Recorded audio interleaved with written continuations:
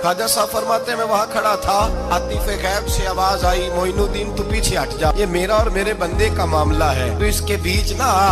अगर मैंने एक दफा भी कह दिया कि तू हाजिर है तो ये अगले साल आएगा नहीं। मुझे इसका आना पसंद ही बड़ा है। 20 साल हो गए, इसका भी हज कबूल फरमाया है, इसकी लब्बैक की बरकत से कबूल फरमाया। भाई याद रखें और समझें, तौहीद ये है कि मैं तेरा हूँ, ऐ अल्लाह मैं मालिक, मैं तेरा हूँ, मैं किधर जाऊँ। तेरे आला हजरत फाज़िल बरेलवी रहमतुल्लाह अलैह के वालिद गिरामी खूबसूरत बात फरमाते मुझे दुआ मांगने का तरीका मेरी बीवी ने सिखाया। हजरत किस तरह? फरमाने लगे एक दिन मुझे उसने कोई काम कहा, कोई जरूरत घर की बताई, तो मैंने कहा मेरे पास पैसे नहीं है, कुछ दिनों में दे दूंगा। औरतों का मिजाज होता है, घर के काम उन्होंने बताने होते। 2-4 दिन के बाद कहने लगी हजरत एक काम कहा था। फरमाने लगी अभी जेब में पैसे नहीं है, जरा आते हैं तो कुछ कर देता। 2-4 दिन के बाद फिर अर्ज करती हुजूर वो मैंने कुछ गुजारिश की थी। फरमाते मुझे गुस्सा आया, नाराज हुआ। मैंने कहा तू बार बार कहती रहती है, तुझे बताया तो है अभी मेरे पास पैसे नहीं, कहीं से आते हैं तो दे दूंगा। फरमाते जब मैंने झिड़का तो वो भली मानस रो पड़ी और रो करके उसने लफ्ज कहे तो मुझे रब करीम की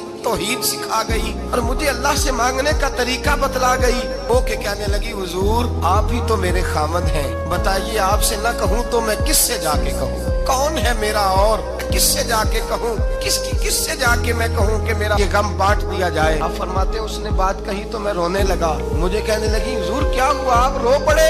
तो मैंने कहा समझ आ गई है, जब मैं भी कहूँगा ना मौला मैं बड़ा परेशान हूँ, मैं दुखी हूँ, तकलीफ में हूँ, आजमाइश में हूँ, मैं बीमार हूँ, ऐ अल्लाह औलाद की वजह से परेशान, अल्लाह मैं जवान बेटी के सबब से परेशान, ऐ अल्लाह फुला तकलीफ से परेशान हूँ, ऐ अल्लाह मीर ज़बाना मेरी गुर्बत का मजाक उड़ाता है, ऐ अल्लाह जायदादों वाले मुझ बेघर को सताते हैं, ऐ मौला जमाने की तेज धूप आ गई है, तू ही मेरा रब है, बता तुझे ना कहूँ तो किससे कहूँ?